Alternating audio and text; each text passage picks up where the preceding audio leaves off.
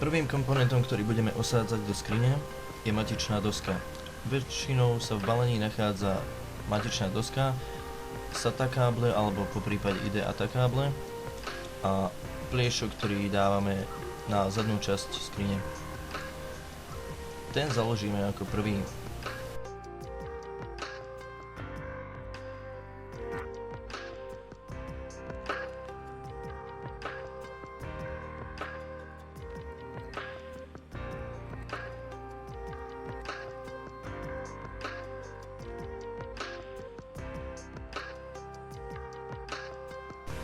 Vyberieme matičnú dosku z antistatického obalu a osadíme ju do skrine.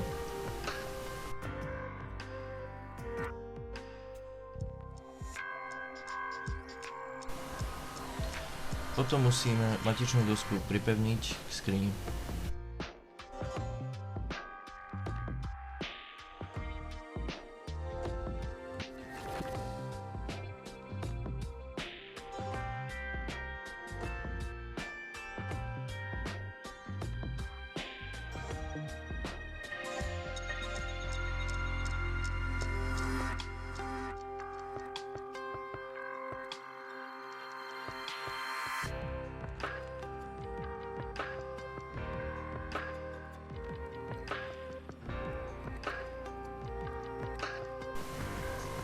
Nasledujúcim komponentom počítača je zdroj.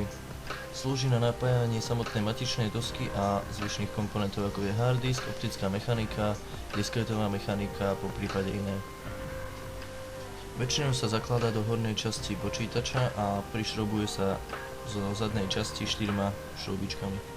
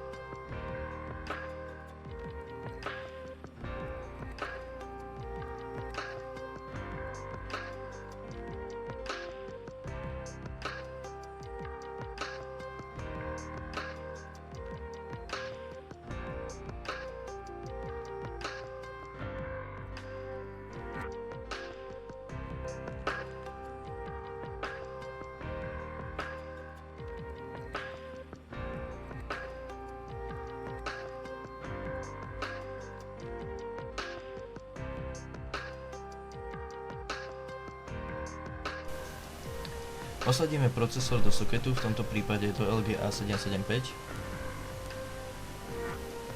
Otvoríme slot.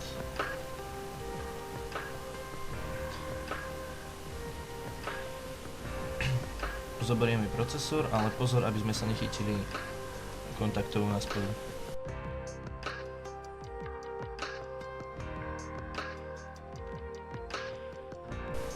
A taktiež si dávajte pozor na kľúčovanie procesora. Nikdy ho nezakladajte na silu. Tu je ten samotný kľúč.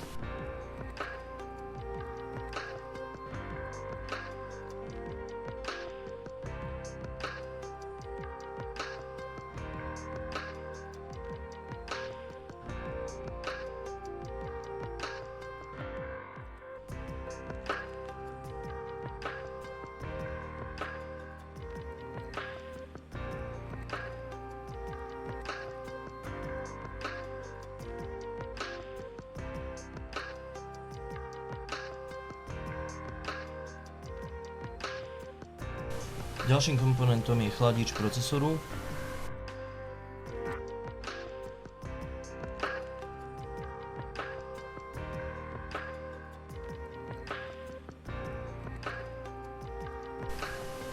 Vždy pripevňujeme chladič na kríž.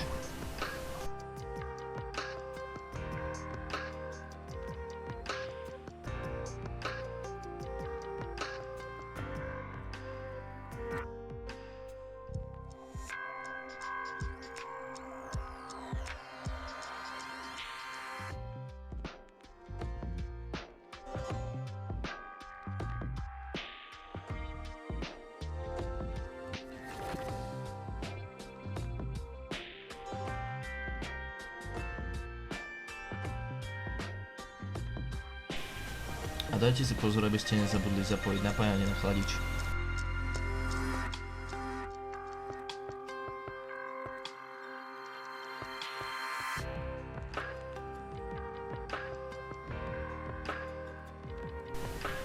Máme tu DDR2 ramku, v tomto prípade 1 GB. Väčšinou sa zapájajú do slotu bližšie k procesoru.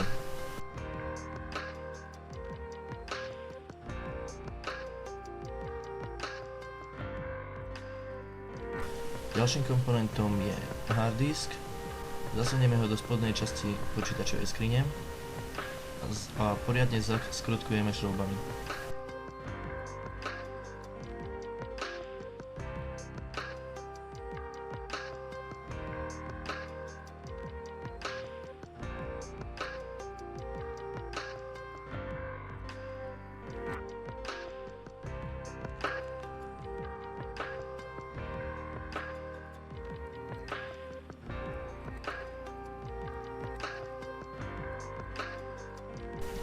Nasledujúcim komponentom je optická mechanika.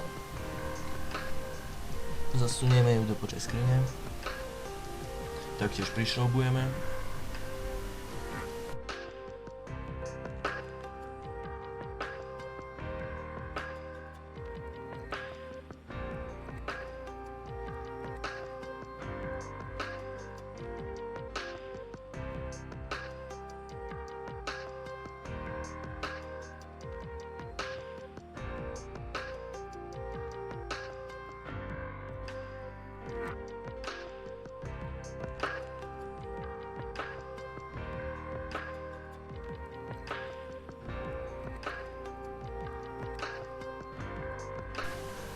Teraz zapojíme front panel, čo je predný panel počítačovej skrine. Nachádza sa tam USB port a vstup a výstup na jack, teda audio. Pokyny na zapojenie predného panela máte vždy v manuále od matičnej dosky. Po prípade, ak nemáte manuál, musíte vyhľadať na internete.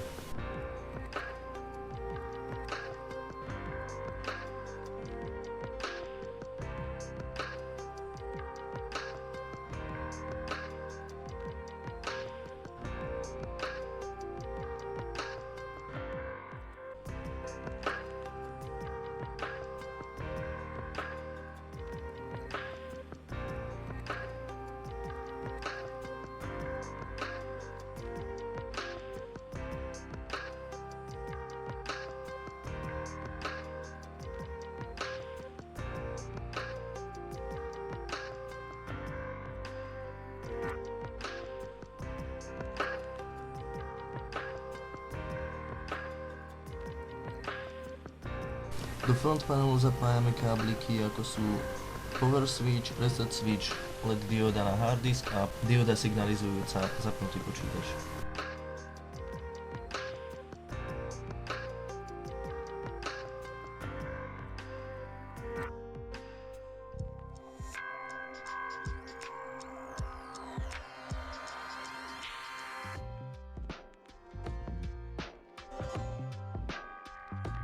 Zapojíme USB.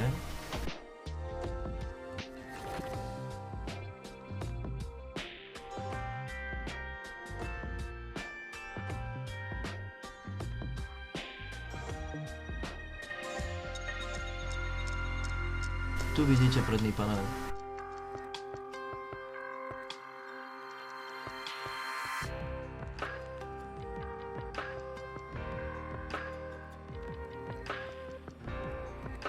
Zapojíme napájanie pre optickú mechaniku.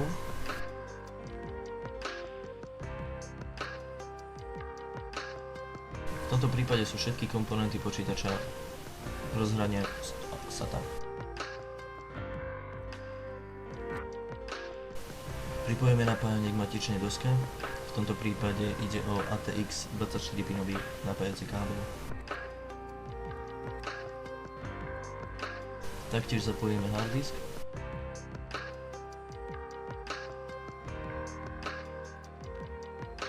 Nikdy netlačíme káble na silu, vždy sa pozrieme, aby sedelo kľúčovanie.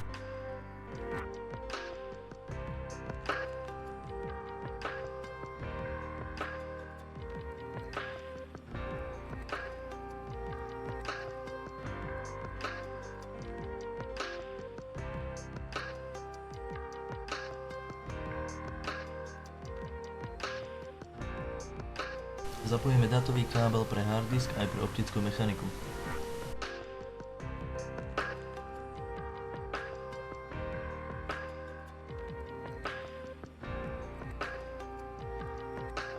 Grafická karta slúži ako zobrazovacie výstupné zariadenie do monitoru, v tomto prípade aj pre televízor prostredníctvom S-Video. Pripájame ho do PCI Express slotu. Starší do AGP.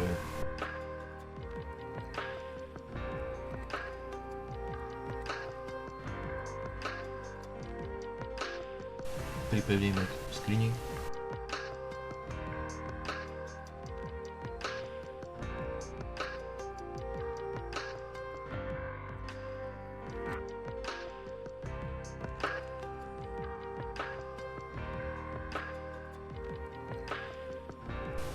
Niektoré grafické karty potrebujú externé napájanie. To sa zvyčajne zapája do zadnej časti grafickej karty.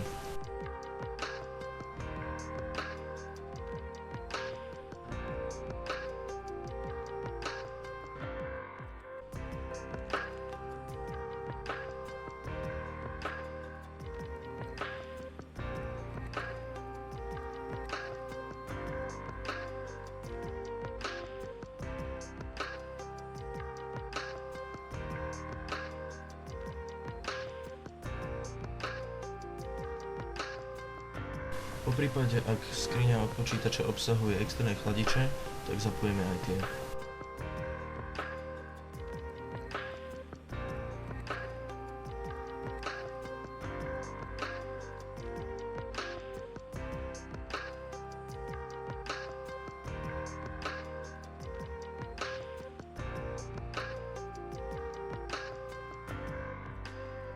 A nezabudnite zapojiť napájanie pre procesor.